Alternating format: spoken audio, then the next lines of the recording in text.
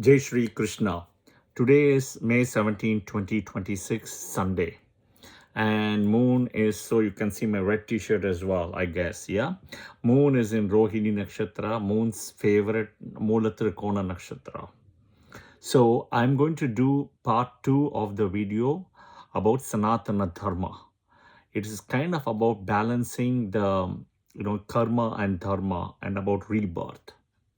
But I'm going to touch several other points. So 3 things before we start. Please follow the channel, right, by subscribing and for notifications as well. 2, please share your comment in the comment section as well. 3, as I always say, I teach free Vedic astrology classes in Clubhouse. You download the app in iOS or Android and you join the club called the Vedic Astrology Club in the Clubhouse app. It's free and you've got 4 or 5 years of recordings. And yeah, I would say I started 5 years ago, but at least you have 4 years of recordings. You've got all the basics of Vedic astrology. And I do live sessions weekly, Wednesday around 7:20, 7:30 p.m. Central Time. All right? Okay. So this is part 2 of Sanatana Dharma, right? And if you have not watched part 1, I suggest please watch part 1 before you come to part 2. All right. So here we are going to be discussing one clarification from the previous part 1 session, right, is about geocentric and heliocentric. I just want to make sure I'm very clear about it, right? Geocentric concept is nothing but Earth is at the center, right? Earth is at the center. In Vedic astrology, we always remove the Earth and be replaced by the sun, right? That is what we do, right? That is like Earth is not a planet in a way. As per Vedic astrology, sun comes as a planet, moon comes as a planet, right? And you have the other, 5 planets, Mars, Mercury, Venus, Jupiter, Saturn, and then you have the nodes, the shadow planets, which is Rahu and Ketu, all right? And this theory of so-called geocentric was back then with Earth at the center was also proposed by Aristotle back then originally. Followed with heliocentric, where sun is at the center, right? Sun is at the center, and by science, it was by Copernicus, Kepler, and Galileo, right?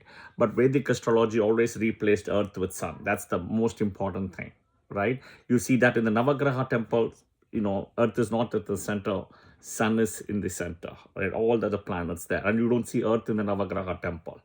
Now, my question is, right, Vedic astrology is the only astrology which says sun, moon as planets, graha, right? Western, astrology or NASA or science doesn't count it. They count it as luminaries, which is fine. But the rational actually doesn't match or align. In the days of the week, it is all the planets, Mercury, Venus, Earth, Mars, Mercury, Venus, Mars, Jupiter, Saturn. Okay, Earth is out. How come Earth is out in the sequence of days? For Monday, Tuesday, Wednesday, Thursday, Friday, Saturday, Sunday, right? It's out. How about Uranus and Neptune? They are planets. They are out. Pluto was originally a planet, then no planet now, right? That's kind of what science changed as well, which is fine.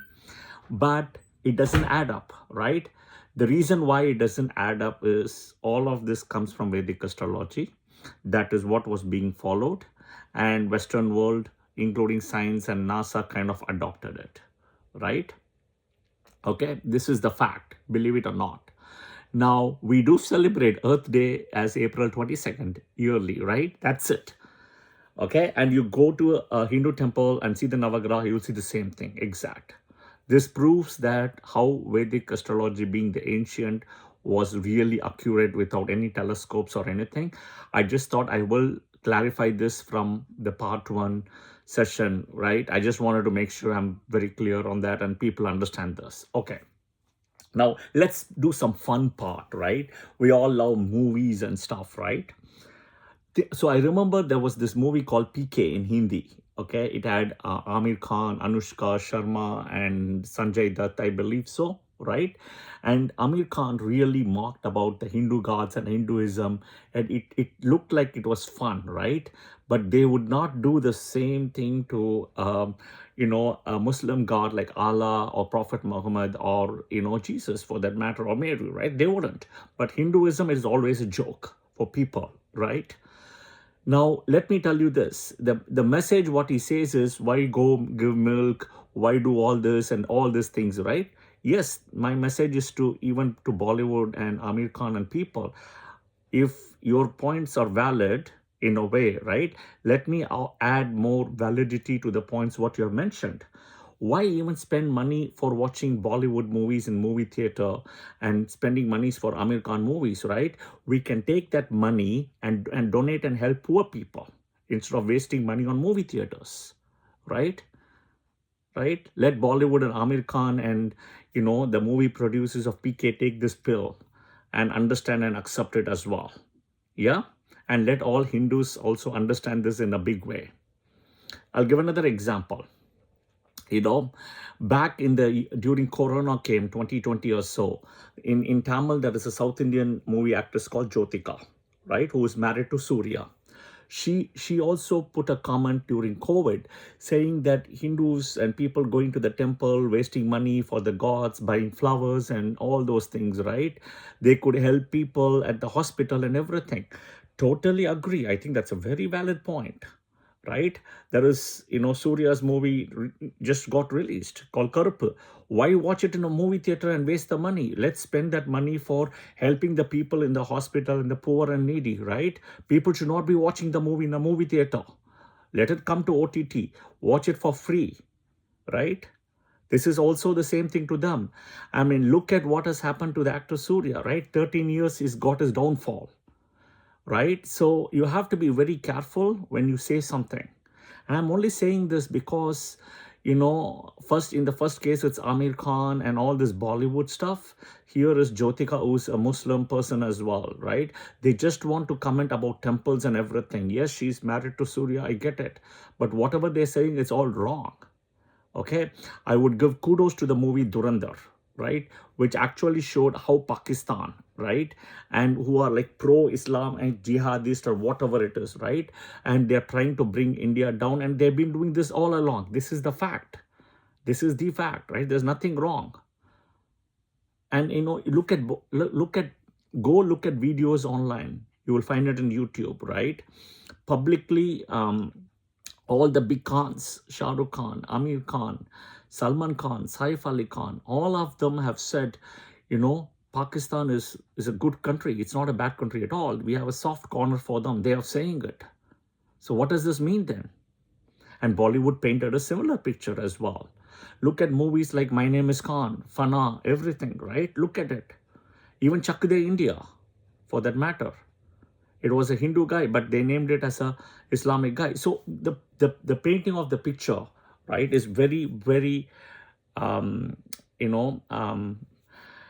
smart, and strategic by Bollywood, but it is not a correct picture. People have to understand this, right? Okay. Let me tell you a small story, a kutti story, a very small story.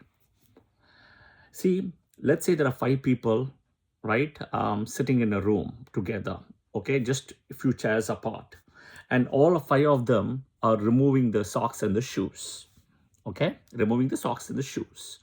Suddenly what happens is, let's say smell starts coming from because of the shoe, the sock and the leg, right? What will happen? There will be a first person who smells this and starts commenting that, their feet and socks is actually smell coming out. And who will be the first person to say that? The first person to say that will be the person whose feet, whose socks and whose shoes smell, right? We all agree on that. I'm sure we'll agree. But he, by saying that, right, is so smart and strategic in a way that he will act as though he is innocent and it's the other 4 people, right? Okay. This is the fact, and I don't think people will deny on this. This is the real fact. Same thing in India, right? Back then, we're talking 50, 60, even 100 years ago, right? 1940s as well, or even earlier if you want to go. It was all the people who were zamindars. They were called zamindars, right? Pannayars, right? They were the head of the priest, chief of the village. They were the head chief, and they controlled the temples, not the Brahmins. Okay, so they created all these so-called, you know, the division, what they can do, everything other than the British and Portuguese. It was not the Brahmins. People need to understand. Yeah, this is the fact. Because they had the money, they had the property, they were the controller. Sometimes they're also called as Dharmakata, right? So please go do the research. Now, for the Brahmins, I will tell you this, okay? For the Brahmins specifically, there is a curse, right? Lakshmi had cursed that you have studied all the Vedas and Shastras and everything, and you have disrespected women, like what happened with Bhrigu stamping on Lakshmi's feet. Bhrigu is the master among the Saptarishis. He's the top among the Saptarishis. Because of what Bhrigu did to Vishnu, Lakshmi cursed. Vishnu pacified in order to make sure Lakshmi is reborn as Bhargavi, right? Who Shukracharya's sister. Lakshmi's, as Lakshmi, but she's born as Bhargavi, as Shukracharya's sister, daughter of Bhrigu. But she did curse. Okay, so the fact is, for all the Brahmins, right, who are less than 2%, 3% of the Indian population, and they hardly live in India, right? Very, very few you see them in India. But unless and until you bow down to Lakshmi and, understand this curse, right, there will be always a blemish for you. This is the fact for the Brahmins, yeah? That they also have a problem.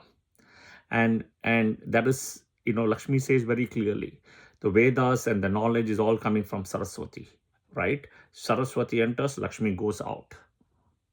So just be aware of this, yeah? So acknowledge it, acknowledge the curse, and work around playing to Lakshmi. Lakshmi is the main deity here, yeah? And bow down with humbleness and humility. All right, okay. Now, I will also add a few more things, okay? It's interesting. I don't vote for any party. In India, right? I have never voted in my life in India. All my voting was always in the US for me. So I don't have any affinity to any party, okay? I don't have affinity to any party in India, like in Tamil Nadu. I've never voted in my life. This is the fact, okay? Now, I don't know much about the politics in India, to be honest, or even Tamil Nadu, so I can't comment. But I will tell you a couple of things. In Tamil Nadu, there is a change which has happened after 60 years, 60. Now, I have also mentioned about it in the previous video called From Jayashta to Maga via Makara Rashi. Okay, watch that video as well. And I've predicted all those things as well, because I don't know any of the people's chart, right? But having said that, 60 years, there is a change.